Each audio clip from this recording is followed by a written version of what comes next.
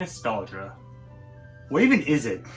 Is it violently hating whenever a new thing is out? Is it that funny bald man I see on Twitter? Well, I think it's a sentimental longing or wistful affection for the past, typically for a period or place with happy personal associations.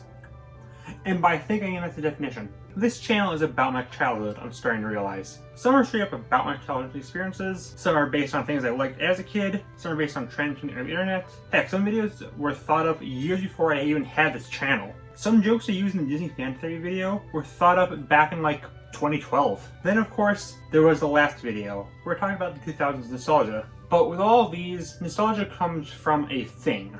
Well, not just a vibe.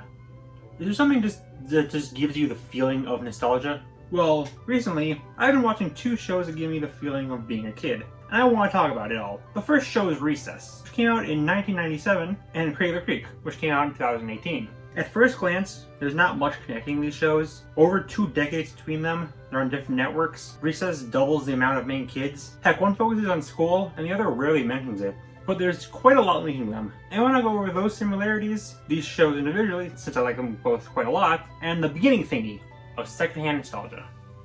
Well, since one of these is 2 decades old and the other is sort of obscure, I'll give a very brief rundown of both of these.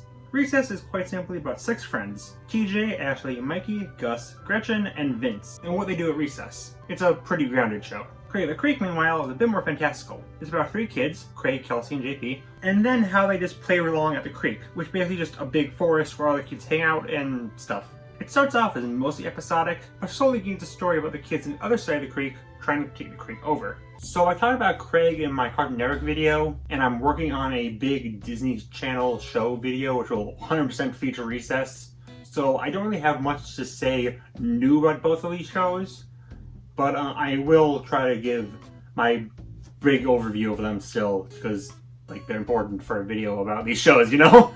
Yeah, this is just kind of a big overall sweeping thoughts, and I guess this is a review of Cradle Creek and Recess before we get into the topic of this video. Again, starting with Recess, I had vague memories of watching the first movie on television, but I didn't really have any real memories of the show. I mean, it was released 2 years before I was, so it checks out. I'm doing this big ol' rewatch through every Disney cartoon though, and I decided to watch through the 5 shows in Lilo & Stitch Cinematic Universe, which, yes, there is actually a connected universe between that show. And I'm sorry to say, this is my favorite of the 5. Even more than Kim Possible, American Dragon, and Proud Family, which were all things I loved as a kid, and still today, and Lilo & Stitch, which is literally my childhood. Recess is just a fun time. Something interesting about this show is about how a lot of the voice actors went on to voice in different things. Spinelli is also Bobby Hill, Randall is Demix, Gretchen is a freaking lot really, Vince is Tucker, Miss Finster is Sylvia,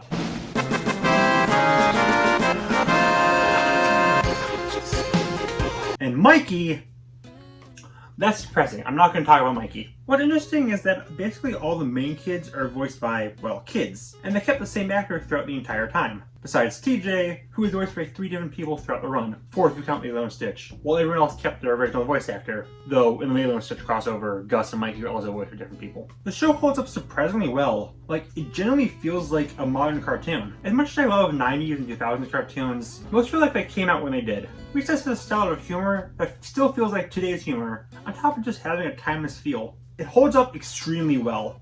At least, if you ignore the preschool kids being native stereotypes, that's kind of uncomfortable. The funny thing is, Disney Plus has this thing where they'll warn you if there's any potentially poorly aged thing what you're watching. And that warning appears in every single episode the preschool kids appear in. And nowhere else. It's even in the movie based on the preschoolers. Oh, yeah. Recess had several films based on it. I really wish we still got films based on Disney cartoons. There's a few introductory ones, but no full one like these. The last was like Phineas and Ferb, which was great, but it was like, what, that's over a decade ago. It got 4 films. Kinda. One is a full movie, the other 3 are clip shows where the characters tell flashbacks with a loose plot tying them together. Schools Out is the only one that's fully original, and is, unsurprisingly, the best. I really like that they add to the dynamic that teachers and students have, showing that the teachers do legitimately care for the students. Plus it's just fun to see the kids deal with an actual legit problem and see how they can overcome it. That being the villain, who's voiced by James Wood, the same guy who voiced Hades from Hercules. He's a lot of fun, though the plot is kind of ridiculous. The villain's name is Benedict, and he wants to move the moon to cause an eternal winter so kids will always be in class, as there will be no summer break. First, and most importantly, Benedict was a teacher before, and thus he should know that winter break is a thing. Less importantly, no one mentions that, oh yeah, everyone would die if he freezes Earth. Like, I get TJ being more focused on no school breaks, but not even Principal Prickly ever says it. Honestly though, that's a lot of its charm, the weirdness of it all. This, like the show, is a great time. Christmas one is my favorite of the other three. I just like Christmas stuff, and the family device being from a teacher's perspective instead of the students is a nice idea. It really only has one story about Christmas, but that's because the show only has one Christmas episode. Also strange that this is only one of the films and not on Disney+. You'd think if they didn't include one film, it'd be one of the Racist Babies. Just speaking of the Racist Babies, that one is next. It's probably the most interesting, since in addition to having a more interesting tie-in story, that being TJ being converted into the native preschool lifestyle, I ain't touching that. Also, it's the only one with a new flashback. That's being Gus's obviously fake story, where he was a bad boy who joined the Recess crew long before he met them in canon, since he was a new kid proper. Then it's revealed that it was a true story the entire time. You're messing with the sacred Recess canon! Yeah, it's sad they went against the pre-established story, but like, it's not much of a story-based show, so whatever. Young Randall speaking with Alyssa was cute. Oh, also, since I brought it up, Randall is the best character. He's a freaking loser, and everyone hates him for being a sleazy, rule-following tattletale. And he admits that he's a freaking loser, who everyone hates for being a sleazy, rule-following tattletale, and it's hilarious. Yeah, he's always snooping around. I am not! Oops. Also, a flat, oval-faced guy named Randall with a hunchback and arms always crossed in front of him. There's no way someone on the Monster Inc. staff wasn't a Recess fan. The final one is taking the 5th grade. I legit don't remember anything that happens in this, so let's move on. So yeah, Recess is a down-to-earth yet still hilarious little show with great characters and amazingly cozy overall vibe. But before we get into that, let's talk about Craig. Craig the Creek is a show that started super obscure, but I've noticed it getting really popular recently. CN is giving it more attention. It's on its 4th season. While CN usually kills a show after 2, Craig is in the files to be playable for multiverses, and the biggest proof that a Cartoon Network show is big now, people are using it to bash modern CN and praise old CN. It grew up so fast. But I really enjoyed seeing the rise of the show. I wasn't following it for its entire run, but it was still pretty obscure when I started. It helps that it went from mostly episodic to, as I said before, having a focus on the story, with a group of kids from the other side of the creek being revealed, and they slowly start trying to take the place over. Really, there's not a lot I can say about this show that I didn't already say in these 3 videos, and that I won't talk about later to compare it to Recess. One thing I want to talk about is how this show is really overlooked in the recent discussion of representation in media. It's easily one of the best examples, maybe even the best in cartoons. As much as I love things like Steven Universe, Owl House, She-Ra, and so on, without going into a lot of detail since I am not the best person to talk about it, they aren't as good as I feel like they really should be. And while Craig sometimes falls into similar trappings at points, they have some of the most diverse LGBTQ+ representation I've ever seen. Almost every branch of the LGBTQ+ is covered. Again, almost, there's no asexual rep, but hey, here's hoping. And they're all portrayed really well. They're not just characters mentioned in frickin' Twitter or something. They're shown and you know what they are. It's actually really refreshing. There's also the fact that this is the first Cartoon Network show with an African American lead. And heck, while writing this, an episode came out that's about sign language. You rarely see that in cartoons. I like that we're able to see so many different perspectives on people, most of whom are kids like the target audience. It's just nice, you know? Also, I mentioned that most of the kids in Recess are voiced by kids. Almost everyone here is voiced by an adult, the major exceptions being Craig and also Jessica, who has had 2 voice actresses, but both are kids. What's weird is that Kelsey is voiced by Georgina Cordova, I hope I said that right, in the first 2 seasons, but is voiced by Noelle Wells later, despite both being in their 30s. Noelle also voices Mortimer, so I don't know if any of that has something to do with it. Also, if you're curious who Noelle Wells is, she voices Lord Dominator from Wander Over Yonder. Thank you. So yeah, well, I'm going to dive into Craig of the Creek very soon. This is another show with a very strong vibe around it. That's also really funny, creative, and surprisingly emotional at points. A strong recommendation.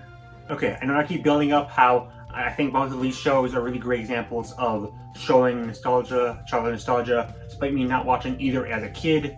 But before we get to that, I really want to point out how similar these two are.